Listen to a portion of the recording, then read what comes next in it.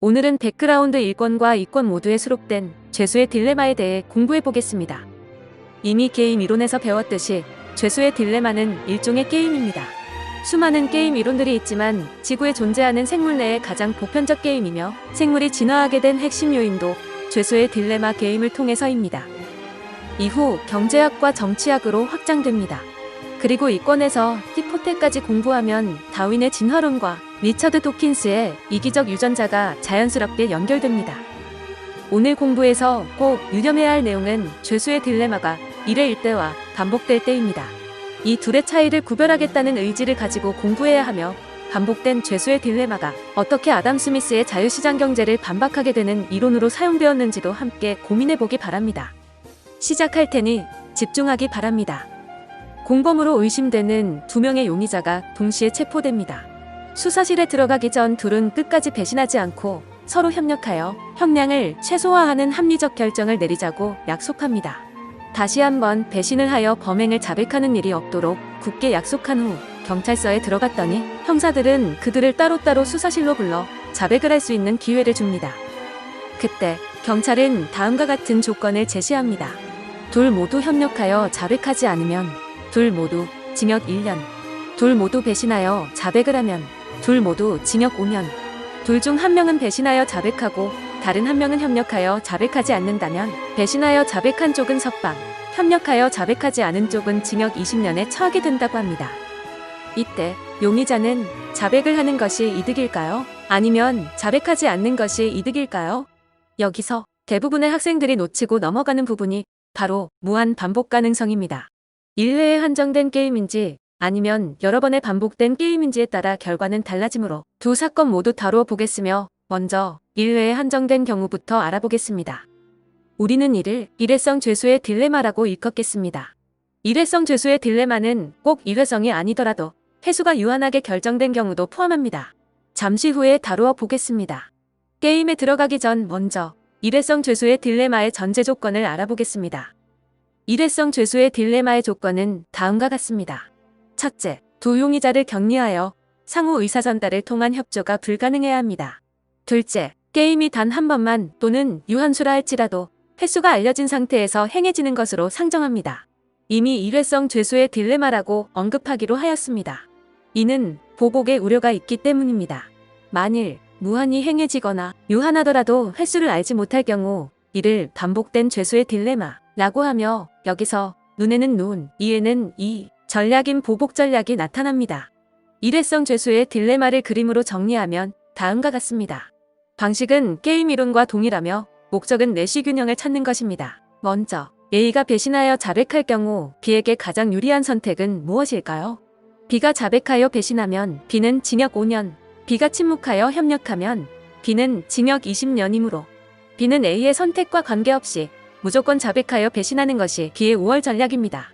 다음으로 A가 침묵하여 협력할 경우 B가 자백하여 배신하면 B는 석방, B가 침묵하여 협력하면 B는 징역 1년이므로 이 또한 B는 A의 선택과 관계없이 무조건 자백하여 배신하는 것이 B의 우월 전략입니다. 따라서 B의 우월 전략은 무조건 배신하는 것으로 결론이 났습니다. 이 상황을 똑같이 반대로 적용하면 A 역시 B의 선택과 무관하게 무조건 자백하여 배신하는 것이 B의 우월 전략입니다.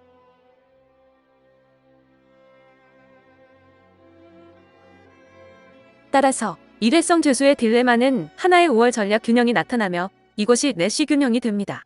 내시 균형 계산법을 모르는 학생들은 유튜브 게임 이론을 참고하기 바랍니다. 여기서 흥미로운 점이 있습니다. 실제로는 양쪽 모두에게 최선의 선택이 있었다는 것입니다. 바로 둘 모두 협력하는 경우인데요. 이를 팔레트 효율이라고 부릅니다.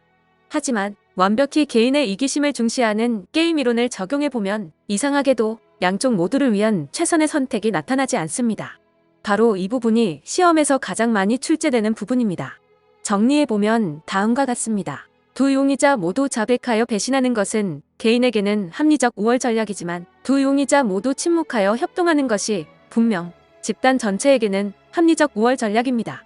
이 사실을 알면서도 실제로는 두 사람이 모두 범행을 자백합니다. 이유는 일회성 또는 유한성이기 때문입니다. 죄수의 딜레마가 1950년대 메리 플레드와 멜빈 드레셔에 의해 정립된 뒤 후폭풍은 가히 충격적이었다고 합니다. 상당한 논란을 불러일으켰는데요. 이유가 무엇이었을까요? 바로 애덤 스미스의 자유시장 경제 때문입니다. 경제학의 아버지 아담 스미스는 국부론에서 다음과 같이 말합니다.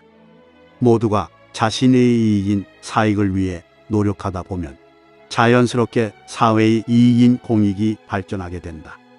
절대적 진리로 여겨졌던 보이지 않는 손 앞에서 죄수의 딜레마는 보이지 않는 손을 완벽히 반박하며 아담 스미스에게 반기를 들게 됩니다. 앞서 보았듯이 둘 모두를 위한 최선의 선택이 있음에도 그 선택이 나타나지 않는다는 것은 개인이 사익만을 추구해도 공익의 완벽한 실현은 나타나지 않는다는 것이죠. 따라서 아담 스미스 이후 현대 경제학과 노벨 경제학상의 대세는 아담 스미스의 자유시장 경제를 반박하는 논리를 찾아내는 것이었습니다. 이 중 하나가 바로 죄수의 딜레마입니다.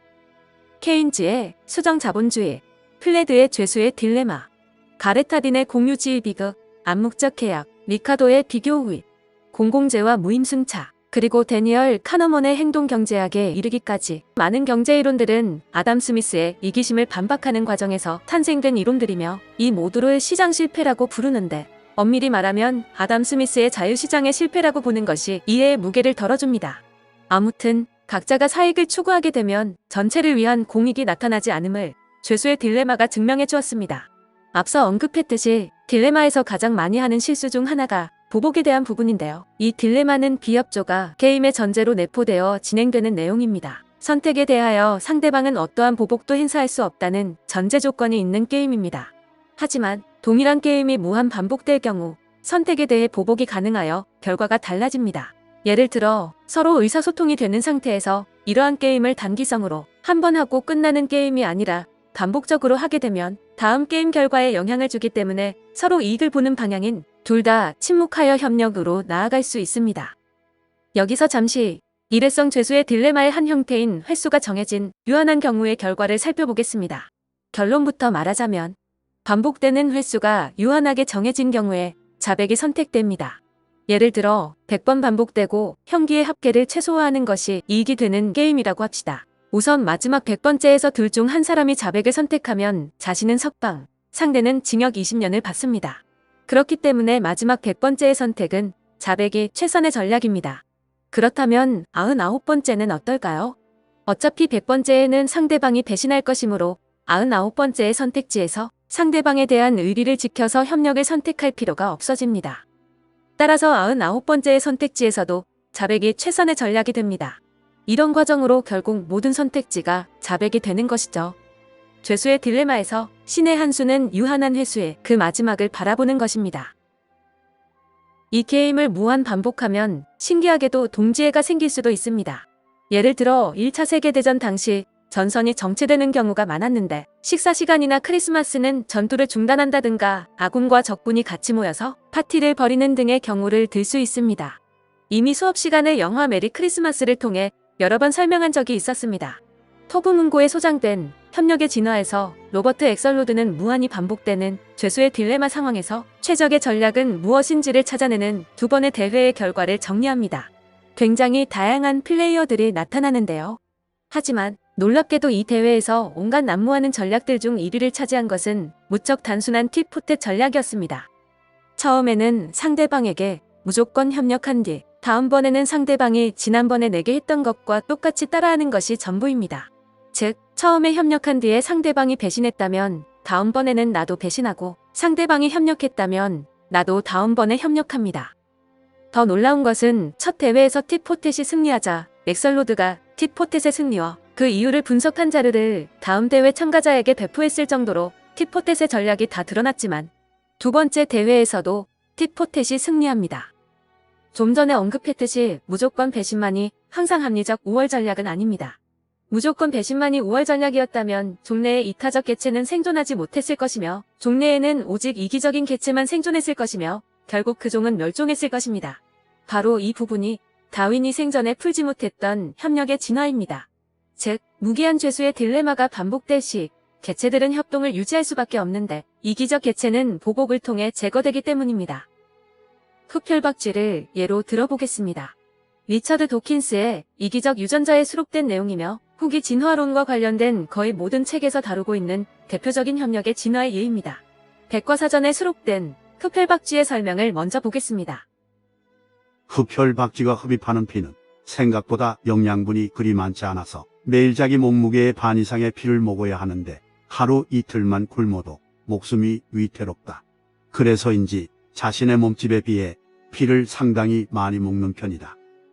동료애가 매우 강해서 하루라도 흡혈에 실패한 동료가 있으면 입을 맞추어 자신의 위에서 피를 개워내어 먹이며 반대로 사냥에 실패하면 예전에 피를 나눠준 동료에게 얻어먹는다. 이를 팁포텟 전략이라 하며 생물이 어떻게 협력하도록 진화하는가에 대한 예시로 꼽힌다. 흡혈박쥐는 동료에게 피를 공유하는 이타적 호혜주의를 보여주는 대표적 동물입니다.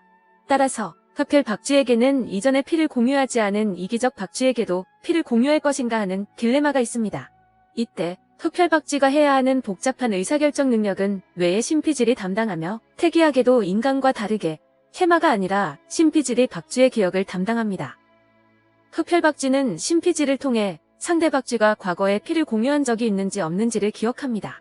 과거에 공유한 적이 없는 이기적 박쥐는 박쥐들에게 배신자 또는 무임승차자로 학습된 후 피해집니다.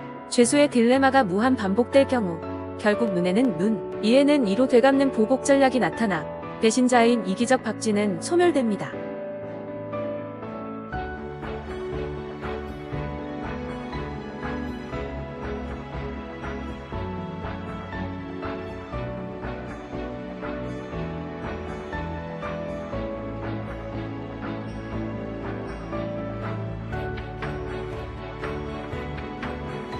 호혜주의를 쉽게 표현하면 기브 앤드 테이크입니다.